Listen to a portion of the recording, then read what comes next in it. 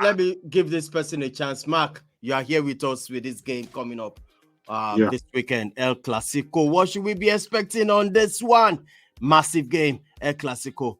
Well, it's a game that brings with it all the drama in the world and all the frills and thrills, and we can expect to see a cracking game. It's actually an early kickoff, and for me, it's going to be 7:15 in the morning. So it's going to be a sacrifice for me to get up early, well, of course, which I'm going to do for the love of Baka. But coming into this game, there are so many sides to it. First, let's talk about the home team, the Barcelona side.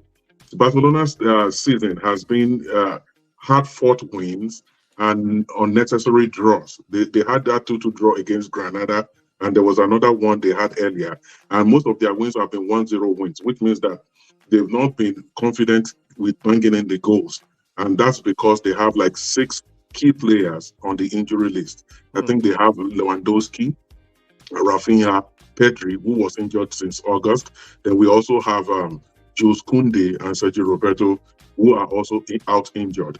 And although they trained yesterday morning, Xavi was actually surprised to see them in training, and that's because as players they want to play, but at the end, he as the manager has to decide who will start in the 11. So the 11 may look like Ter Stegen in goal, then there will be Cancelo on the right and Balde on the left. In the middle, Araujo, who is a key defender, will be brought in for this one. He played in midweek. Then Inigo Martinez, who was brought from Bilbao, he has played the last 2 games, and so it looks like he's going to start in that central defense. Then in the midfield, we have Romeo, Gundogan, and Gavi.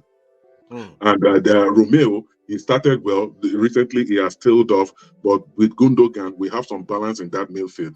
Then in attack, it looked like it to be Yamal, while Felix, who hobbled off in the game, in the midweek game against Shakhtar Donetsk, and of course, Ferran Torres, who has been doing very, very well.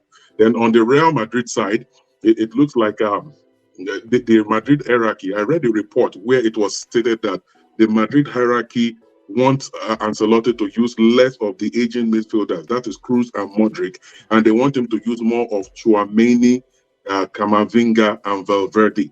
So now it's beginning to look like he's dancing to that tune, because he wants fresher legs, and of course he wants to balance it with experience. So for Real Madrid, Kepa will sure be in goal. Carvajal at the wing back on the right. The left back will either be Mendy, who seems to get more of the nod than Camavinga, because that is his natural position. Then in the central defense, we could have Rudiger and Alaba. Although in the last match it was Nacho that paired Rudiger against Sporting Braga. Then in the midfield, like I said before, it's a mumbo-jumbo of whoever Ancelotti wants there. Tchouaméni, Kroos, Valverde, Camavinga, could be any of those 4. Then in attack, of course, we know Jude Bellingham. That man can do no wrong right now. He has hit the ground running. He has been exceptional. He looks every day, it looks more and more of a $100 million signing. So he's going to be there, of course. And Rodrigo, his season has not been going too well, but he's starting to regain his confidence. He got that opening goal against Braga in midweek in the Champions League, so he will also be there. And of course, Vinicius Junior. We talked about him at the outset of this game. He's a player that can tip a game on its head. So can Real Madrid upset Barcelona at home? Yes, they look more like it, because if there is any team that can bust Barcelona bubble, it is Real Madrid. They showed us against Girona, the surprise team of the season so far, when they were doing so well. They beat them with 3-0, even with a red card. So if there's anything that can bust Barcelona's bubble, it is surely Real Madrid. The thing about it is that Barcelona has the best home record in the league.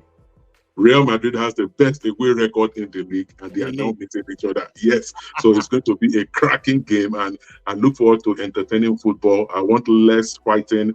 I don't want a controversial VAR decision. I want it to be pure attacking football, and may the better side win.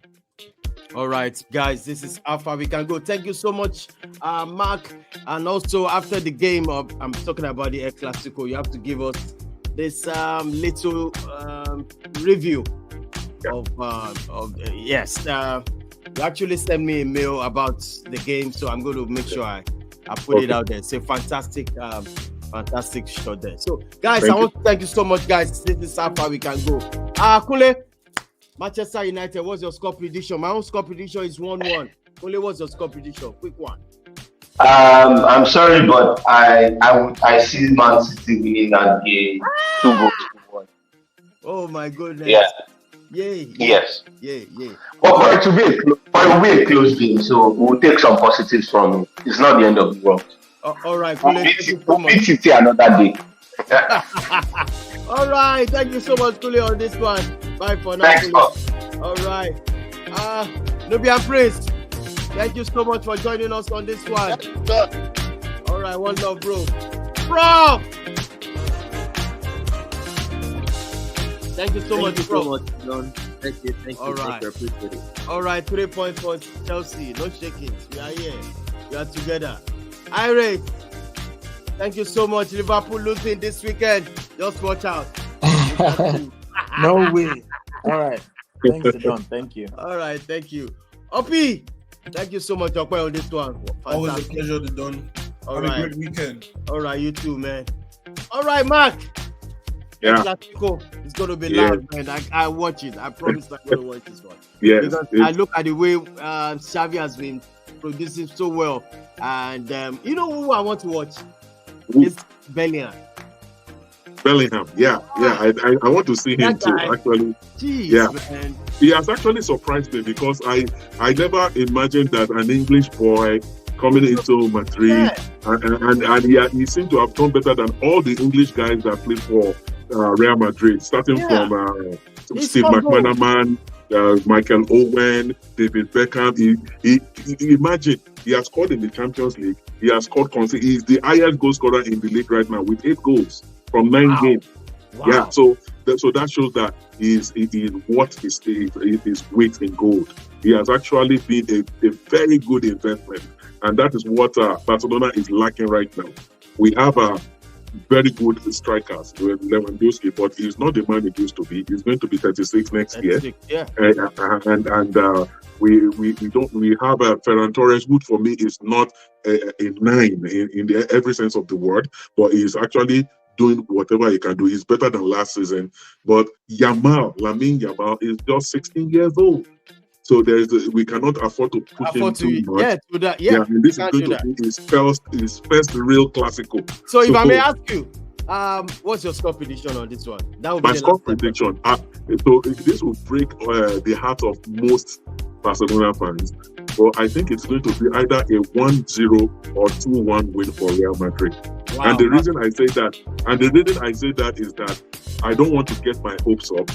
Barcelona have lots of injuries. 6 key players are out, and so Madrid will feel that this is the best time we can hurt them and create a distance so that we can go to sleep with both eyes closed. So I think it will be a narrow win for Real Madrid, and if by any special circumstances Barcelona can get a point, but I don't see Barcelona winning the game. Wow, massive.